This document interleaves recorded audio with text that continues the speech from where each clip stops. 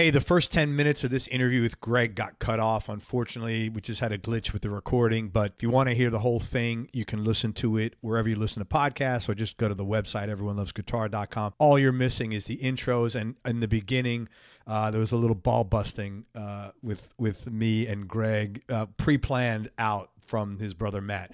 Anyway, enjoy this interview. Gregg's a great guy, and you're going to like it no matter how long you get to listen. And thanks for listening. Take care. And then I joined the Roundheads. I joined the Ringo All-Star Band in 2008. So I've been in the All-Star Band now for 11 years. Wow. Way more than 3 tours, 11 years. Sometimes we do 2 tours a year. So it's the greatest musical honor to get to be in Ringo's band, playing alongside, 5 feet away, double drums with my hero that got me into wanting to be in a band, Ringo. Yeah, that's amazing, man. He's had so many great musicians pass through there, man. It's crazy. All right. What prompted you to move out to LA, and how did you first get work when you got out there? And what was your biggest challenge once you get out there? Great. I first moved to LA in '82. I graduated from North Texas State with a music ed degree. I thought if I don't make it playing, I could be a band director, like a middle school, high school, college band director. And so my degree was music ed, but my dream was to be a recording session and touring musician.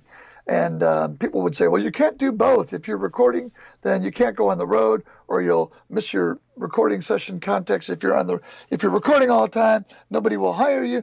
Well, I said, well, look at people like Steve Gadd, Vinnie Colaiuta. They record and tour. And so by the grace of God, I get to record and tour. And how did I start doing it? I basically had a bunch of names, a list of names from my college band director. And I would cold call people and say, hey, I just moved to town. Well, you moved here in '82. There's a strike going on with the musicians union. Yeah, I know, but there's always been strikes. Yeah, but it's a bad time. What were you doing in Dallas? Oh, I was doing a lot of live gigs and recording sessions for commercials. And, well, why'd you move here? People want to be negative, and you got to find the positive. I said, well, I moved here because this is Los Angeles, is the recording, touring, music capital of the world as far as I'm concerned. I want to live here. The sun shines 300 days of the year. I'm from Detroit, where it snows all the time, and it rains all the time. And in the summer, it's super humid and raining, and the state bird is a mosquito. I love Detroit, but I want to live in LA. Yeah. I love LA. So that's why I moved here. And what was the other part of that question? How'd you get work when you first started? You were cold calling people, you said. Yeah, I just cold called everybody. And back in 1982, I had cassette demos of my playing, and I would mail them. There was no internet. I would mail them to people, and then I would follow up a few weeks later. Did you get the cassette tape? Did you listen to it? And just try to go out and hear people, go to jam nights, go to rehearsal studios, music stores, everywhere I could think of where people were talking about who needs a drummer, How did you know to do two things? How did you know to do those things, like call and then follow up? And then how did you have the balls? Because that's very uncommon for musicians to be that confident, I think, or comfortable is probably a better word, doing that. Well, I think it came from my parents. Matt probably told you. Our parents were musicians. My dad worked a bread route. He worked for Tasty Bread. He would show up he'd leave the house at 4:30 in the morning, and he would show up at the depot. They'd load his bread. He was a bread salesman. He would go to the grocery stores, convalescent homes, high schools, hospitals, and he would deliver bread. And he would get home, and he would go play a gig at night. And it was all about, if you don't do it, we are a capitalist family. I like to play drums and make money. Nobody's going to give me money if I don't play the drums, which is what I love to do. And by the grace of God, I can play drums and get gigs. If I don't play drums, I don't pay the mortgage. I don't pay my health insurance. I don't pay for food. I don't pay for the car payment. And so I didn't have a choice. It was either, are you going to get on the phone and call people, go out and hear people and get gigs and work? Or are you going to, I paid $250 a month to live in a 3-bedroom house in '82.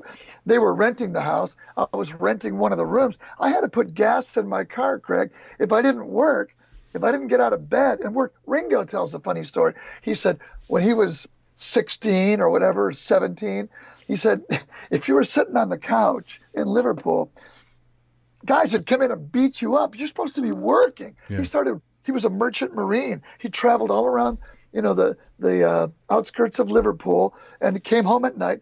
And then he worked in the factories. My dad worked in the factories. My mom worked as a secretary for an insurance firm. Then she came home, made dinner at night. I come from a working class family. I love to work. I'm not, I wasn't 22 years old sitting in a basement playing Call of Duty. There was no Call of Duty, but you got to work, man.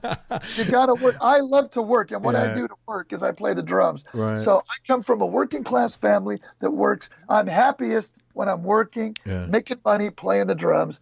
I'm not lazy. If you're lazy, you're in the wrong business. Yeah, man, I agree with you. That's really cool, though, that you weren't afraid, because it's, as you know, most musicians, it's the thought of selling yourself for whatever. I've run a marketing company 21 years, so it's hard for me to understand because I'm not in those shoes.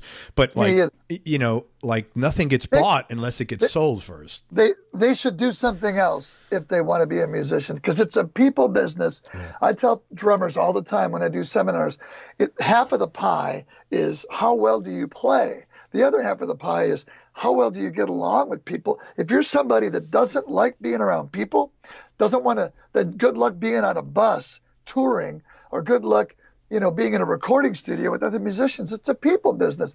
People want to hire people that they like hanging around. You don't have to be the court jester making people laugh all the time. Laughing is a good way to get people to relax. Kenny Aronoff's one of my heroes in the way that he's a people person. He likes to make people laugh, and people like hanging out with Kenny. They want to tour with him.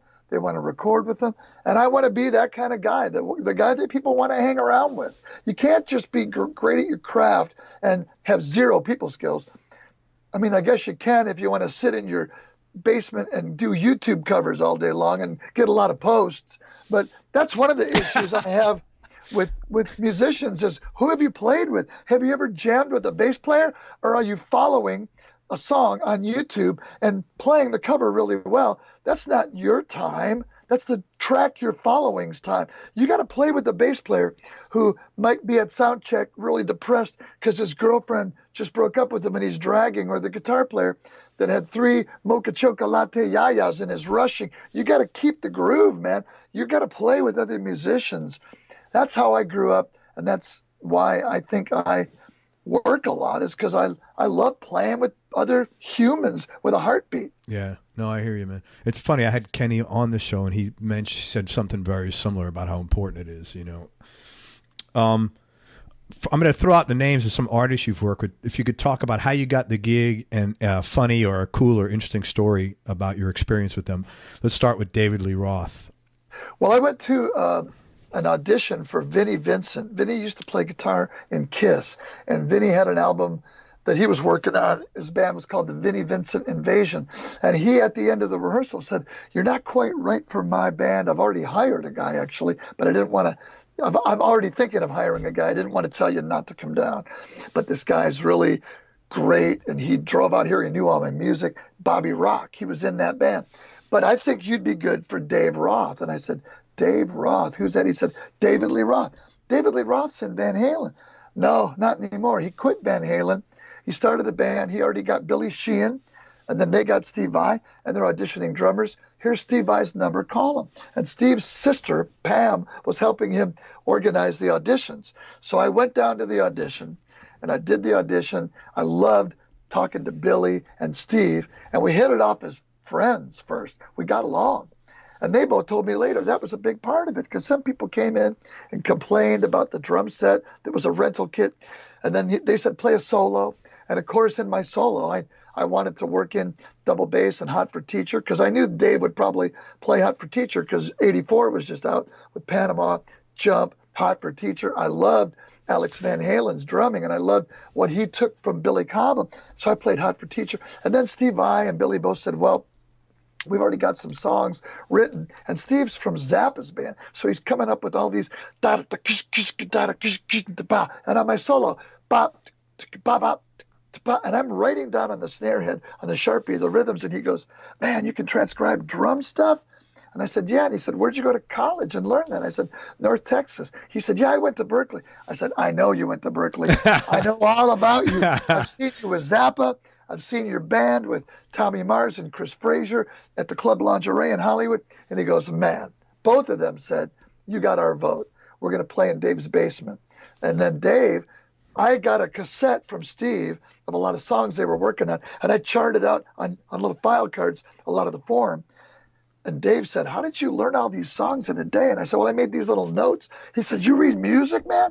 I said, yeah. He goes, wow, who was your last gig? And I thought, oh, my gosh, if I tell him Gino Vanelli, he's going to think, oh, that's too light. We're a hard rock band. He goes, Gino, I love Gino, brother to brother. Dave knows a lot about, he's a musicologist. He said, what about before that?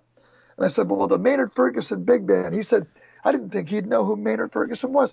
He said, the great high note trumpet player that covered theme from Rocky and Herbie Hancock's Chameleon. And I said, yeah. And he goes, if you can power that big band, you can power the four of us. Welcome to the band. Payday starts Friday. Let's go get some Mex food. Holy shit. What a cool story, man. That is so great. Dude, your energy is so high. It's awesome. It's so like, you know, when you're with somebody who's got a high energy level, it just feels good because you're like downloading some of that to me. It just feels good to get that, man, you know? Well, I'll tell you, I got to be honest with you, Craig. Yeah. I don't drink alcohol. I don't smoke cigarettes. I don't do drugs, but I do a lot of coffee.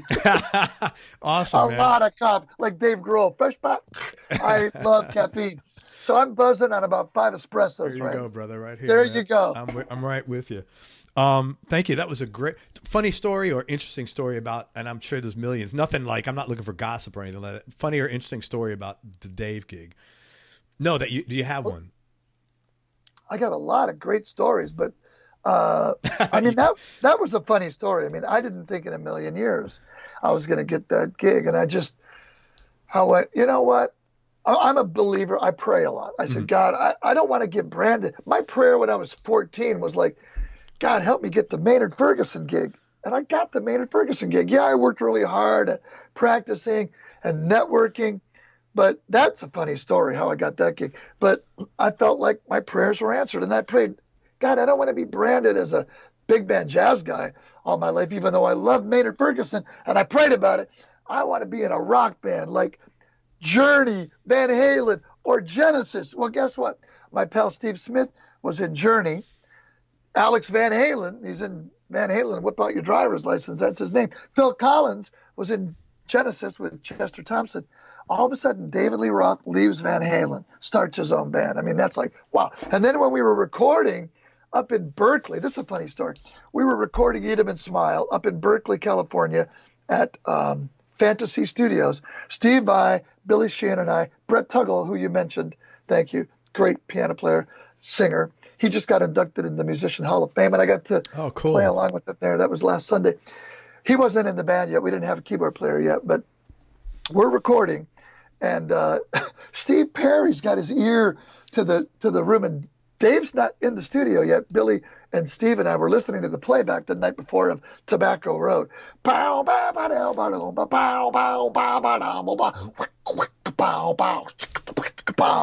And Steve Perry opens the door, and Billy and Steve and I are there. He's recording with Journey in the next room, but Steve Smith had left the band, and they were looking for a drummer. Oh, and my God. Steve goes, man, that's a cool version of Tobacco Road. And he comes over to me and he goes, you should try out for Journey. You'd be good in Journey. I said, Steve, I'm in David Lee Roth's band now. And he goes, but you could be in Journey. I said, I prayed about being in Journey, but I'm in David Lee Roth's band. He goes, but you could be in Journey. I said, oh, thanks, but I'm in David Lee Roth's band. It was crazy. That is crazy, man. Watch what you pray for. Yeah, man, that is crazy. You know, it's truly amazing too that somebody would go to an audition with guys of Vai and Sheehan's caliber and bitch about the drum set. That is like. Well, check it out. I have Facebook. I have Instagram. I have all the social media, but I really try to not read negative comments because you're going to find people that complain about anything. Yeah. They can have a great gig, Craig. They can be on a Learjet and they can complain that they got the wrong, like Spinal Tap. When you fold this sandwich, they can complain about anything. By the grace of God, I'm playing the drums and people are paying me. And I have an 18-year-old daughter and a 21-year-old son in college. And I live in Southern California. And I do all this by playing the drums. what do I have to complain about? Yeah, man. Yeah, I learned later from Steve and Billy, a lot of drummers complained because it was like an old rental kit and the double bass drums were over there. It's funny because Matt Sorum was one of the first guys to walk out, and I'm in this line with like 200 drummers. I said, Matt, because Matt played in E.G. Daly's band with my brother, Matt. You remember Pee-wee's Great Adventure? Pee-wee Herman? The movie. Remember the girl that was Pee-wee's girlfriend, Dottie Biddle? Dottie, my bike. My bike's not at the Alamo. Well, Dottie, E.G. Daly had a band. She's a singer. And Matt Sorum played drums, and my brother Matt played bass. And I see Matt Sorum walk out. This is way before the Cult or Guns N' Roses wasn't even thought of then. So I said, Matt Sorum, how'd it go? He goes, man. He talks kind of like this. Man, they wanted me to play double bass. I don't play double bass. I'm going, get my feet going, get my feet going. Yeah. The next guy walks out, Russ McKinnon, who was a buddy of mine from North Texas. I said, Russ, how'd it go? He said, they said I didn't hit hard enough. I'm going, hit hard, get the hand moving. And then another guy walked out, and I heard him telling somebody, Steve Vai had all these really complicated Zappa kind of rhythms, and I couldn't follow it. I got a Sharpie in my bag. Write the rhythms on the snare. So you kind of sit back sometimes. You know, we have 2 ears and 1 mouth, and we should talk half as much as we listen. And I was listening to all these people talk. They had 2 bass drums, but they were all separated, and the drums were horrible. Don't complain about the drums. Just play. Yeah, man. That's amazing. Santana. How did you get the gig work with him? What'd you do? I got a phone call from a producer named Casey Porter. And Casey Porter said, hey, man, I'm doing a session up in San Francisco at the record plant. But I called Vinnie Colaiuta, who's one of my favorite drummers. Ringo first, but then Vinnie Colaiuta, Tony Williams, who I got to study with, Buddy Ritchie. Oh, wow. John Bonham. And the producer, Casey, said, I called Vinnie Colaiuta, and he can't make it. It's next Tuesday and Wednesday, and he recommended you. Now, that's the kind of guy Vinnie Colaiuta is. He's got a great soul. He knows he's the best, and so he doesn't have to worry about being insecure. A lot of people would say, I can't do the session. Bye, click. He said, I can't do the session, but you should call my friend Gregg. So Vinnie couldn't do the session, so he recommended me, and I said, great, I'm available. Let's go. He said, cool, it's at the record plant, and I'll fly you up, and we'll record for 2 days. And before I hung up, I said, who's the artist? And at the time, Carlos Santana hadn't been as huge as he was in Santana. He was doing a lot of recording, but I don't think the records were selling amazingly. And so he recorded this album right here. There you go. Supernatural. And I said, so who's the artist? And he said, Carlos Santana. I said, wow, Carlos Santana. I'm a big Santana fan. I study Afro-Cuban drumming a lot. And I was a huge Santana fan. I know Oye Como Va, Evil Ways, Black Magic Woman, which we all do in Ringo's band with Greg Raleigh. So anyway, I show up there, and before we record, I go into the kitchen, and there's a big screen video with a VHS playing, and it's Papa Joe Jones playing Caravan. And Carlos Santana's watching it. And I said, hey, Carlos, I'm Greg. And he goes, yeah, I know. You're the guy that played on that Buddy Rich thing with Steve, with Dennis Chambers and Louis Bellson. I said, you watched that? He said, yeah, a lot. Wow. And he pops out the VHS tape, and he's written on it, to Greg, with gratitude, love Carlos Santana. He made me a copy of that. Oh, my God. How freaking cool is he? He's cool. He's cool. Wow. What a good story. Thank you. Tell me top 3, just for the listeners, this is an abbreviated interview because Greg's got to boogie, so this is going to be shorter than it used to. Because people are probably expecting me to ask you certain things, and I'm not going to be able to. Top 3 experiences you've had musically. And why? Well, number 1 would be the first time I played with double drums with Ringo. And Matt was there. That was Ringo and the Roundheads, 2003. I couldn't believe I was playing double drums with Ringo. And the other one would have to be another Ringo moment with the All-Star Band, when, as a surprise, he had no idea, but it was his 70th birthday, and we did a surprise sound check with Paul McCartney, and Paul came out at Radio City Music Hall, and we surprised surprised Ringo doing Birthday. And he's sitting 5 feet from me, my hero, my drumming hero, and great friend. And to see the look in his eyes, he looks at me and he goes, "How long have you known about this?" We're playing. I said, "Oh, about a month." And he's like, "Oh, man, thank you." And so there's Ringo next to me. There's Paul in front of me, the two living Beatles that are still around, and we're doing Birthday. And gosh, the third musical experience that would be the highlight. Maybe playing with Matt at Castle Donington with David Lee Roth and Steve Vai and Brett Tuggle at Monsters of Rock. And the opening bands were Megadeth, Kiss, before they put their makeup back on, and this other band that nobody really knew that much about, Guns N' Roses. That's funny. It was a huge. They were big by then, but it was like Halloween, Megadeth, Guns N' Roses, Kiss without their makeup, David Lee Roth. That was a blast. 107,000 people. Wow. That was super fun.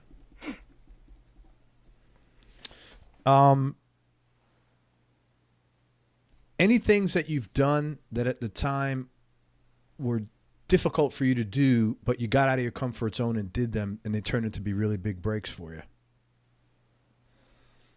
Yeah. Well, I do study a lot of Afro-Cuban music, and I have a great teacher named Jimmy Branley. He's from Cuba. And when I got to that session with Carlos Santana, I was really nervous because Raul Racal was playing congas. And I said, "Raul, I didn't want to mess up the clave. I wanted to make sure to play the clave correctly, because it's either 2-3 rumba, rest 1, 2, 1, 2, 3, or 2-3 son, rest 1, 2, 1, 2, 3, or 3-2 rumba, 1, 2, 3, 1, 2, or 3-2 son, 1, 2, 3, 1, 2. And I said, "Raul, which clave would you like to do on this tune?" And he looked at me and he goes, "Bro, I'm Polynesian and German." That's awesome. What a great response. He said, Santana is a fusion.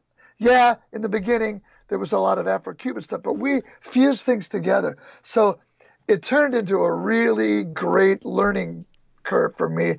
It depends who you're playing with. If you're in a band with Giovanni Hidalgo and Jose Luis Quintana, Changuito, and Carlitos del Puerto, and Cuban musicians, you better know where the clave is.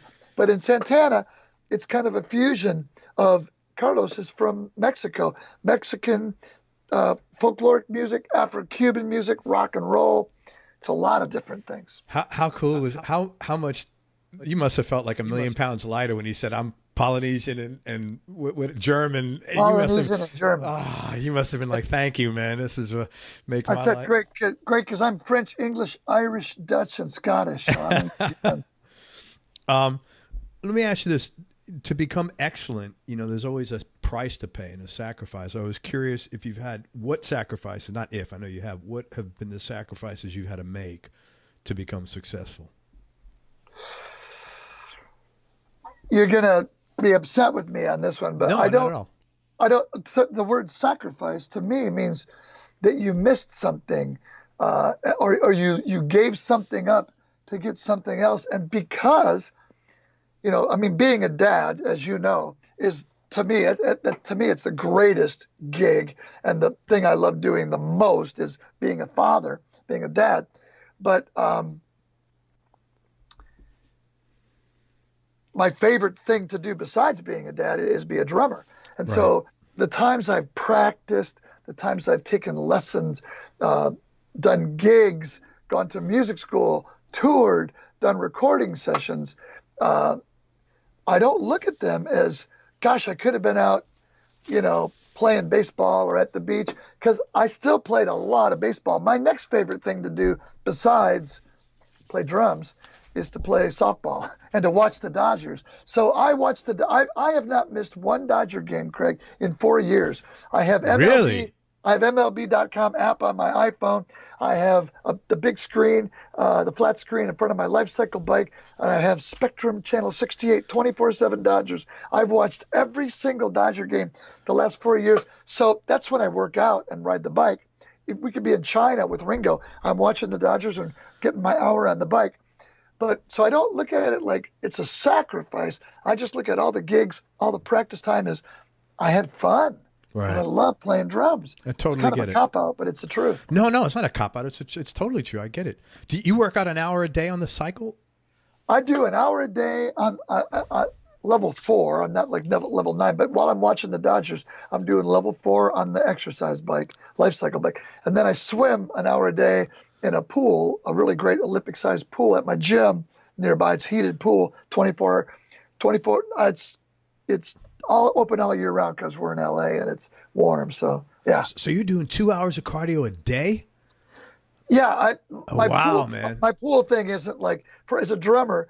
I got a buddy of mine, Dr. Luga Podesta. He was the Dodgers doctor. Yeah, that's right. I knew that name. That's so funny. He said, look for pitchers, for drummers. Don't take your arms out of the water and go nuts.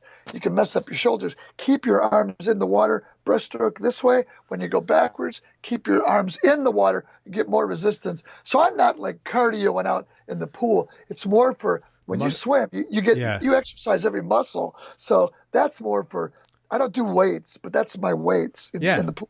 And then the cardio's on the bike, That's really impressive, dude. That is awesome. Well, I'm 60 and I want to be 100. Ringo and I talk a lot about, he's in the best shape of anybody I know. He's 79. When we go on the road this summer, he'll be 80. He's got ripped abs and cut arms. He's a vegan. He's always in the gym in the morning, he's on like probably the highest level and on the incline going for it on the treadmill. He's an inspiration, man. That's awesome. He is in great shape.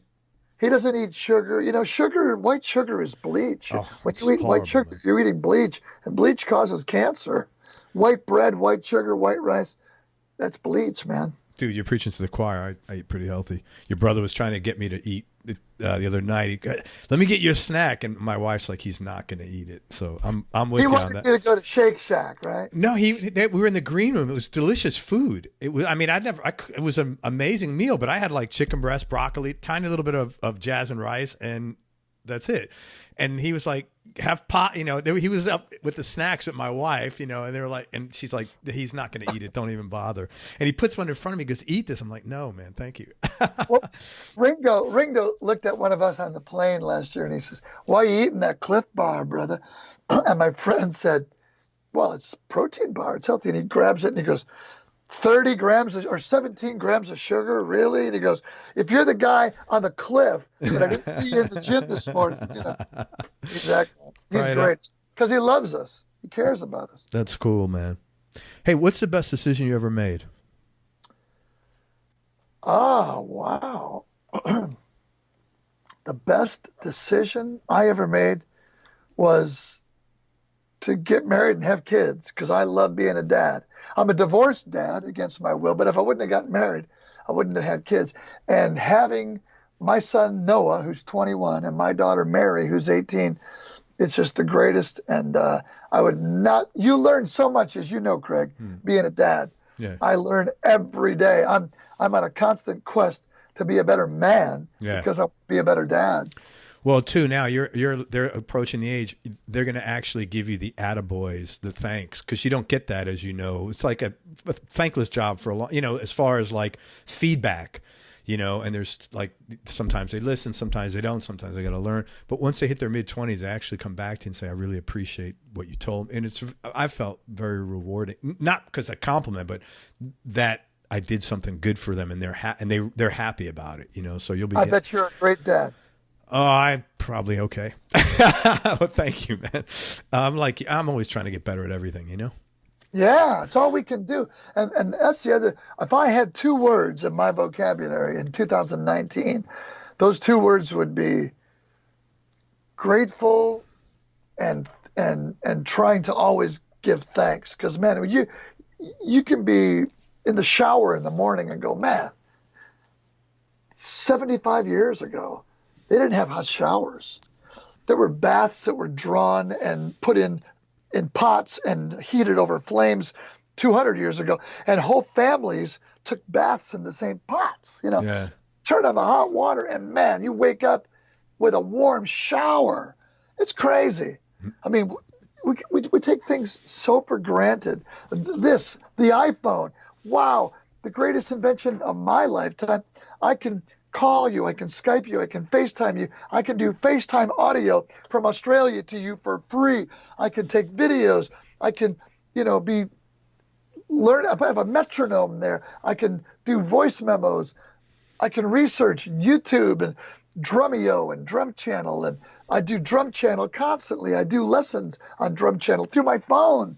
It's just nuts. It is crazy, man. I'm super thankful. I tell my kids, man, when I was your age, they didn't have bottled water. That's true. Weren't you thirsty? I drank from the tap. You drank from the tap. Yeah. I even drank from the garden hose. Of I'm course. still alive. Yeah.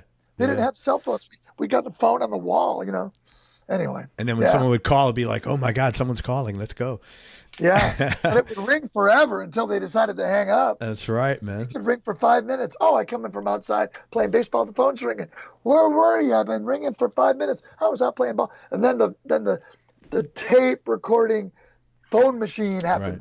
Right. Beep, check your messages. And now everything's just right there. Oh, I got a text. No, it's pretty amazing. It's amazing. Man. I'm super thankful. Gregg, most important things that you've learned about yourself? That I will procrastinate if I don't have deadlines. And so now I'm trying to knock things out before the deadline, That's one of the most important things. I also tend to think, oh, I got a session at 1, which I do today. Oh, I can talk to my new friend Craig Garber till 12:59. Minutes away. Well, it's not a few minutes away. It's going to take you 10 minutes to get there. So you'll show up at 1:10. So you're keeping the engineer waiting. Oh, he'll be cool. We can go a little longer.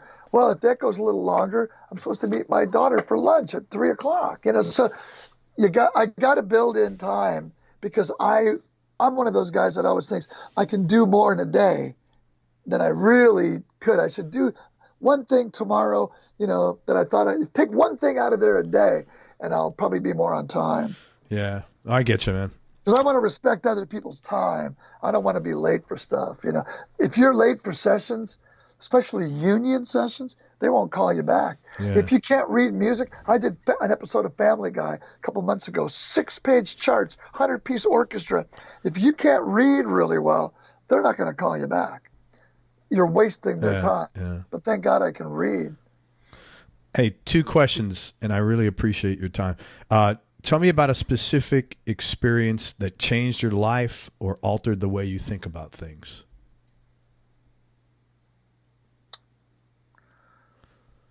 Repeat the question one more time. Yeah, sure. Tell me about a specific experience that changed your life or altered the way you think about things in general. You're going to think I'm copping out, but I'm being honest. No, man. The 2 days in my life that I held my kids in my hand when they were born, I went, holy cow, it's not about me anymore. And that's cool. When things become not about you, like Craig, for yourself, I'll bet you any money that you do and get out of bed and do a lot of things, whether it's making money or keeping yourself in shape, because you want to be there for your kids. I all of a sudden, I went, wow, okay, it's not about me anymore. The more drummers, guitar players, musicians that can start to say, hey, taking care of yourself, making money, being the best you can be, is great when you're single, great when you're even a divorced guy like me who is divorced against my will. But now I have kids. My kids came along in my second year of marriage and my 4th year of marriage. And nothing changed my life more for the better, because I'm living because I have a purpose to try to be, as we said, the best dads we can be. That changed my life. Yeah, and as you get older, that will become stronger, because you are getting older, and there's less of them for you, because they have their lives, their families now and stuff. So that becomes even more powerful. It has for me anyway. Like, when they come over, I'm always, I always used to be working. I'm never working now. When my kids are here, we're all present. I'm present. There you go. That's I'm the same way. And last question, what's been the biggest change in your personality, Gregg? Like, let's say over the last 10 years, and how much of that change has been intentional and how much is just a natural process of aging? Well, I'll be honest again. My upbringing in Detroit and my parents, very outgoing people, and very honest. I always say my dad went to therapy 5 days a week. Your dad went to therapy 5 days a week? I know some people that go to therapy every couple of weeks and they work on themselves. No, my dad went to therapy every day, well, 5 days a week from about 4:30 to 6:30, 2 hours of therapy. Yeah. After he finished his bread route, he cashed his check, and he and his buddies went next door to the bar. And about 12 guys sat around the table drinking beer, complaining about everything to each other, having these bitch sessions. Yeah, my kids are doing this, my wife's doing this, the car broke down and did this, I'm not making enough money for this, my mortgages, and well, here's what I do, and so instead of a therapist that sits there and goes, oh, I can understand how you must feel about that.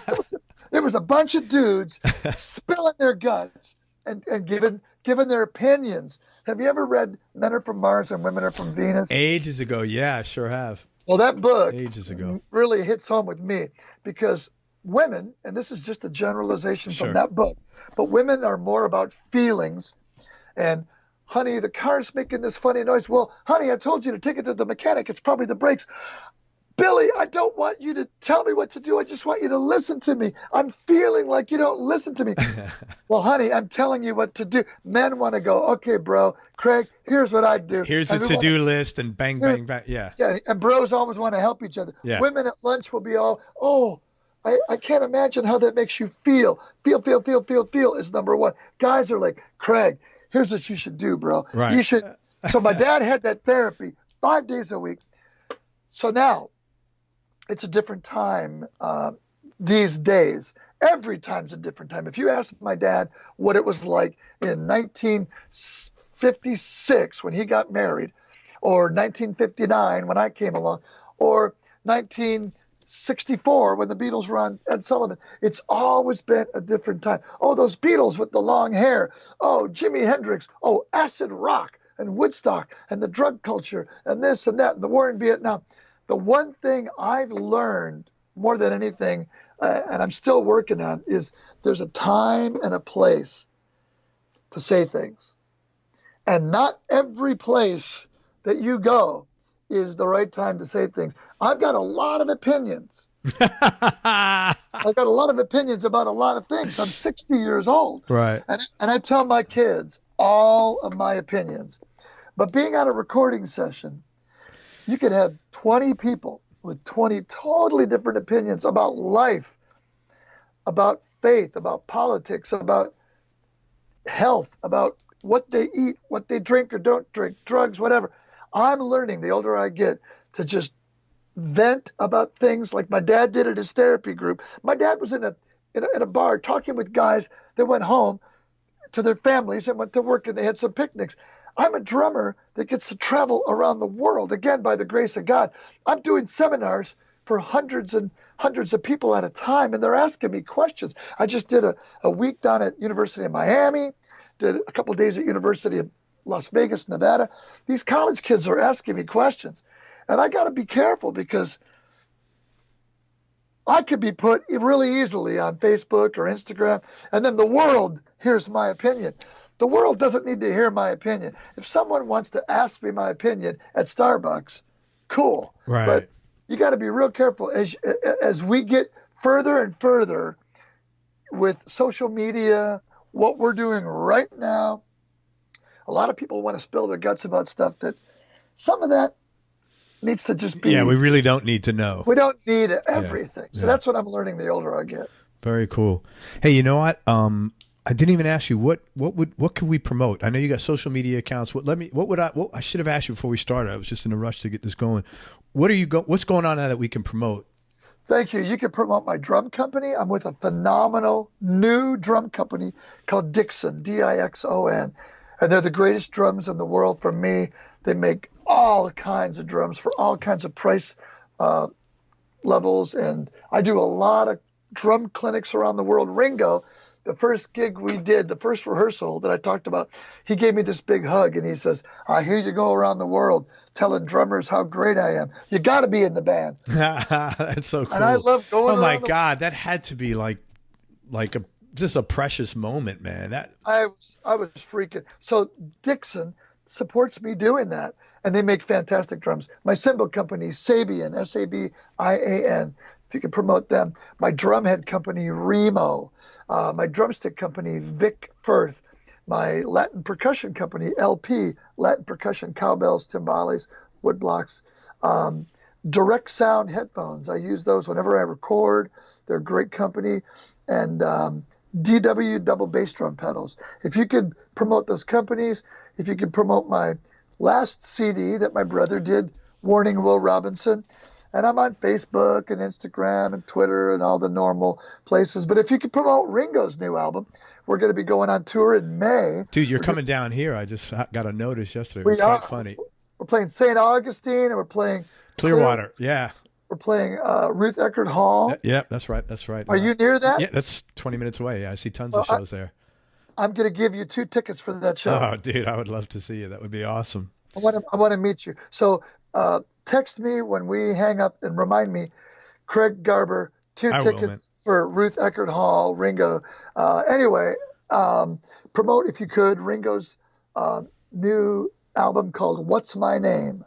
What's My Name by Ringo. Is that, you know what? I looked for your record, the Will Robinson, on social, it's not on streaming, is it? It's on Spotify. Okay, I looked on Apple. Is it on Apple? Okay. It's on iTunes. Okay. Yeah. For some reason, I didn't pull it up on Apple. I believe it is. Great. Anyway, sorry. Great. No, because it's a great record. I heard the title cut. That's what I said. Man, what a voice you have. It was like, what the hell? You guys are. I'm one of the longest names in the music business. 15 letters. Greggbissonette. One of the longest names in the biz. One of the world's drummers. But I'll tell you what, it's between you and your brother, man, it's one of the most respected names out there. And not just for your talent.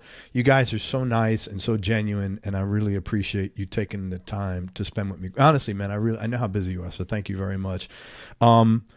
You're like a much more polite version of Joe Rogan. I love Joe Rogan. But sometimes, like, I wouldn't play some of the episodes for my daughter, right?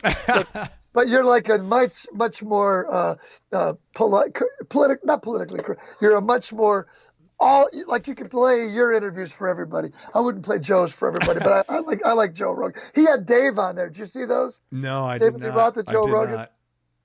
Crazy interview, man. Well, Check out David Lee Roth on Joe Rogan. I spent a lot of years being an asshole, so I'm reformed.